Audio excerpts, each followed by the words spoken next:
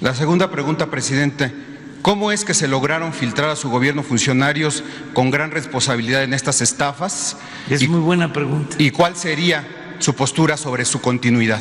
Pues el gobierno es grande, ojalá y fuese grandioso, es grandote.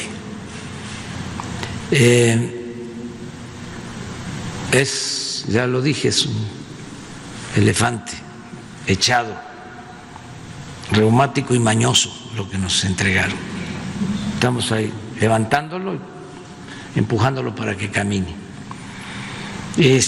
Duró mucho el neoliberalismo, más que el porfiriato. Lo repito, el porfiriato fueron 34 años. La política neoliberal, que es sinónimo de corrupción, duró 36 años. Entonces, eclipsaron todo y quedaron muchos funcionarios enquistados en las estructuras de gobierno. Pasaban de sexenio a sexenio, hasta nuestros días, esto que estás planteando. Entonces, vamos a ir limpiando, lo seguimos haciendo, es diario.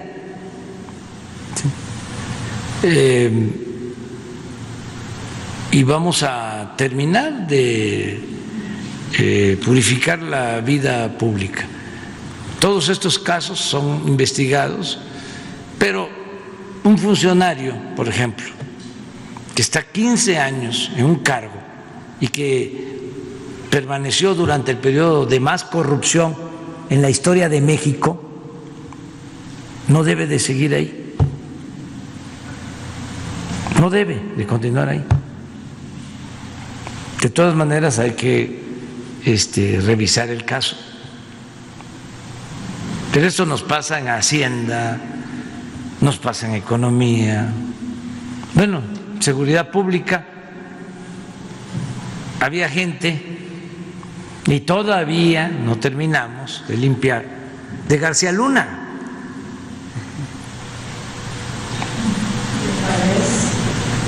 Y así, en toda la estructura. Entonces, por eso hablamos de barrer de arriba para abajo y vamos avanzando y no vamos a dejar de limpiar. Y cero corrupción, cero impunidad. Y ya lo dije, puede ser mi hermano, puede ser un hijo mío. Si comete un delito de corrupción, se va a la cárcel. Y estoy hablando de mi familia.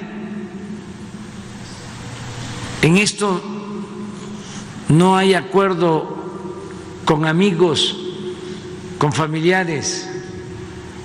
Nosotros llegamos aquí con la encomienda de acabar con la corrupción.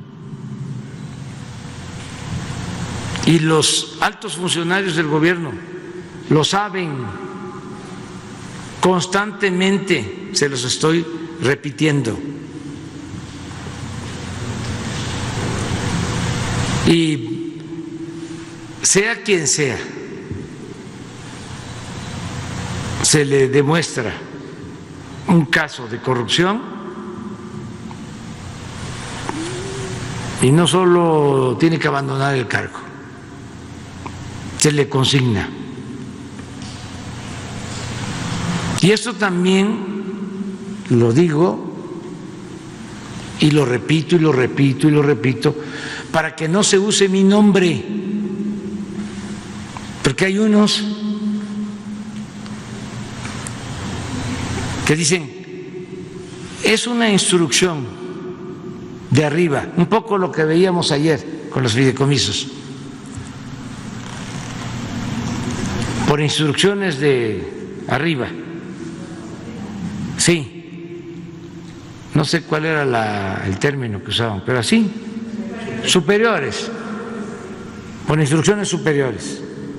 Yo no mando a decir nada, yo los cito cuando se trata de un asunto que nos importa y de manera directa. Es más, yo creo que soy más transparente aquí en la conferencia que en las reuniones particulares o en los acuerdos con funcionarios, porque no tengo nada que ocultar y además esto me ayuda a mí para que sepan todos de que no hay tolerancia con la corrupción y nada de que está muy cercano y te pide el presidente que le ayudes, o si nos apoyas, por ejemplo, en eso de los tribunales electorales para dar registros a unos y quitar registros a otros. Nada, absolutamente. En las candidaturas, ni de las de Morena me meto. Que quede claro eso. Esto es distinto completamente. Entonces, todo eso que estás planteando se va a investigar. Antier plantearon aquí, dijeron de que un funcionario de Pemex estaba en un restaurante con Romero de Champs y con los líderes. Se dio a conocer aquí y ya nada más me informó el director de Pemex. Bueno, ni siquiera habló conmigo, ya nada más me mandó el boletín de que fue suspendido el funcionario. ¿Se esperaría que así ocurriera en este caso? Sí. El funcionario se llama Juan Díaz Mazadiego y le digo, no es un puesto menor, es director de Comercio Exterior. Sí, sí. Ya, solo que si estuvo 2 sexenios, si estuvo en el sexenio de Calderón y en el sexenio de Peña, en ese cargo, y está en el sexenio nuestro con ese cargo, pues no puede estar. Es de veras, o sea, sí hay funcionarios de carrera, pero en esos 2 sexenios se intensificó la corrupción como nunca. No, pues además hay testimonios y archivos, y hay documentos pruebas de que... Sí.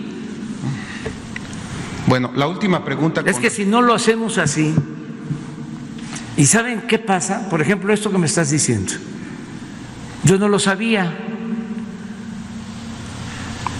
¿Por qué? Porque son estructuras y le doy la confianza al secretario y si tienen casos así de gentes que vienen de las otras administraciones, pues tratan de mantenerlos pensando que son técnicos, que son independientes, y ahí se van. Y además se ponderó demasiado lo de la técnica. A los técnicos se les consideraba como científicos o se creían científicos y se elevó a rango supremo la economía. Esa es una característica del periodo neoliberal y se subordinó todo lo demás. Yo he llegado aquí a decir que para ser un buen funcionario público el 90% es honestidad y el 10% es conocimiento, experiencia. Y se enojan. Entonces, no, por la influencia que hubo durante muchos años, donde lo importante eran los grados académicos y no la honestidad. Y habían quienes estudiaban doctorado en Harvard y por ese hecho ya tenían licencia para robar, como los hijos del Padrino, de la novela de Puzo, que los mandaba a estudiar a universidades del extranjero. O los legisladores. Yo recuerdo que cuando decidimos de que los militantes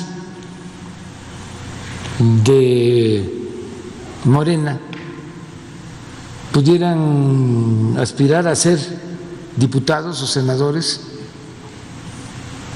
y que no se resolviera en una convención, porque ¿qué pasaba cuando se resolvía en una asamblea? ¿Quiénes quedaban para ir a la lista plurinominal? Los cercanos a los dirigentes. Hasta metían a sus esposas, a sus hermanos, a sus primos, a sus achichincles. Como eran corrientes, grupos, se ponían de acuerdo, se hacía la asamblea y salían en las listas.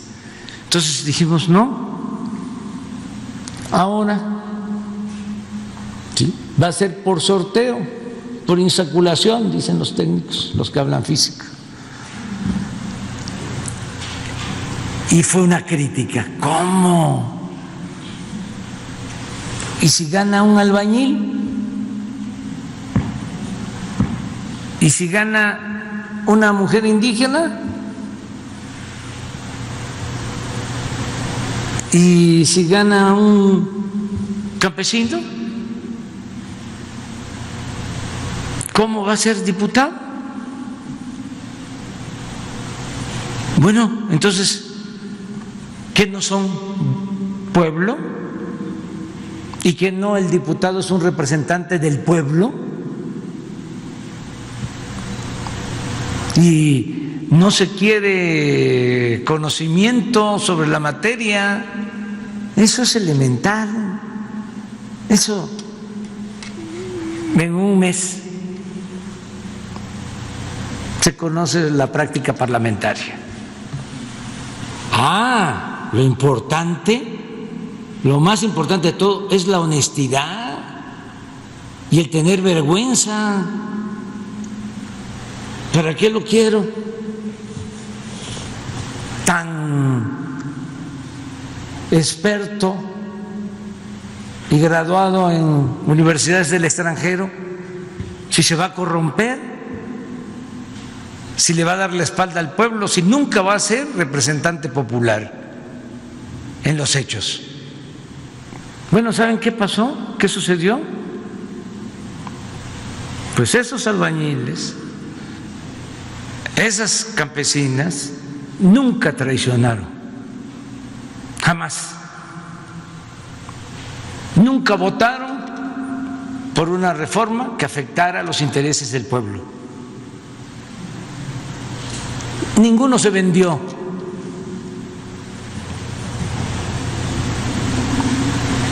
Entonces, son parámetros distintos de medición.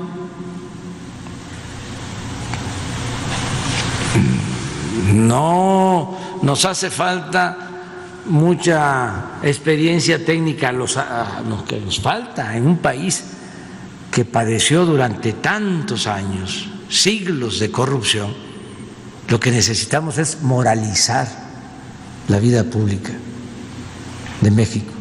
Y para eso necesitamos mujeres y hombres honestos, más que cualquier otra cosa. Eso es lo que buscamos.